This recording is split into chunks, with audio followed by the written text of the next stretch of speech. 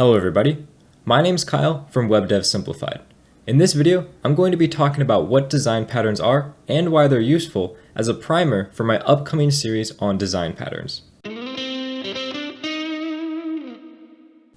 To get started with what design patterns are, I'm going to read the Wikipedia definition for design patterns because I think it encapsulates what design patterns are quite well. It reads, "Software design pattern is a general, reusable solution to a commonly occurring problem within a given context in software design. Design patterns are formalized best practices that the programmer can use to solve common problems when designing an application or system."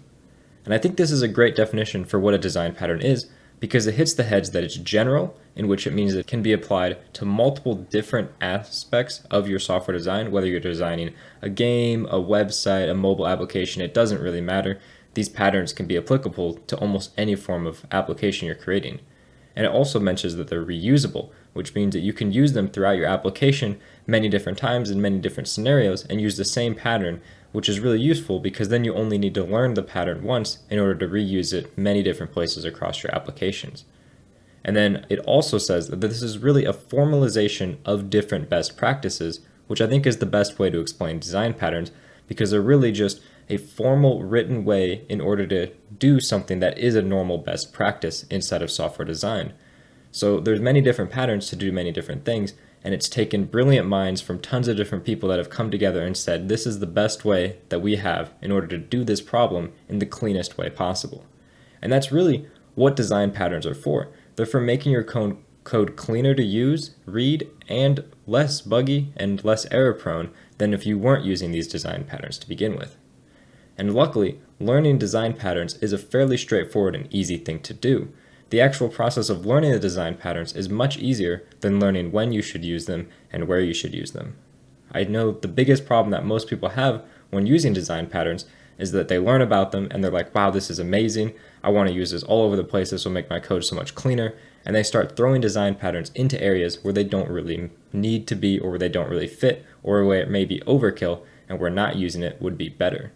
I know when I first learned about design patterns, that was exactly what I did. I was like, wow, these are really amazing. They make my code so much cleaner, so much easier to write. I'm going to throw them everywhere.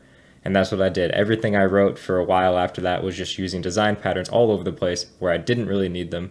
And it made my code messier than if I hadn't used these design patterns in the first place.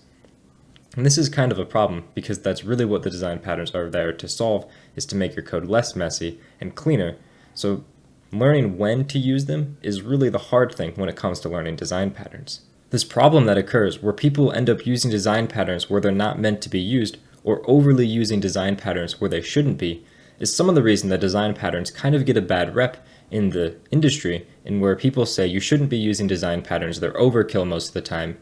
And they are sometimes right. I do agree that sometimes design patterns are overkill, but knowing these design patterns is more important because it allows you to have a holistic view of how to create cleaner, more reusable code rather than just throwing something together that works.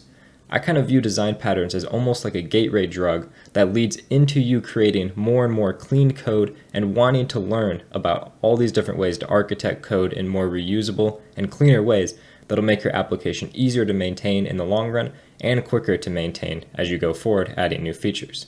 I know for me, design patterns were really that thing that pushed me to want to create cleaner and more maintainable code, and so I think that by doing this, I will hopefully be able to impart onto you guys that same desire for clean and architected code that I got from learning design patterns, and I really hope that my videos can give that to you guys as well.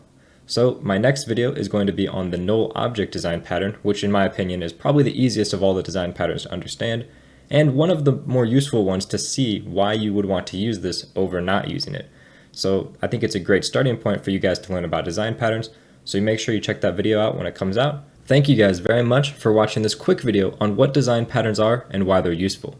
It's really quite easy to wrap your head around what design patterns are, and it is incredibly useful going forward as a developer throughout the rest of your career to have these design patterns in your back pocket to use when needed, and just the idea of thinking about maintainable and reusable code will be infinitely useful going forward.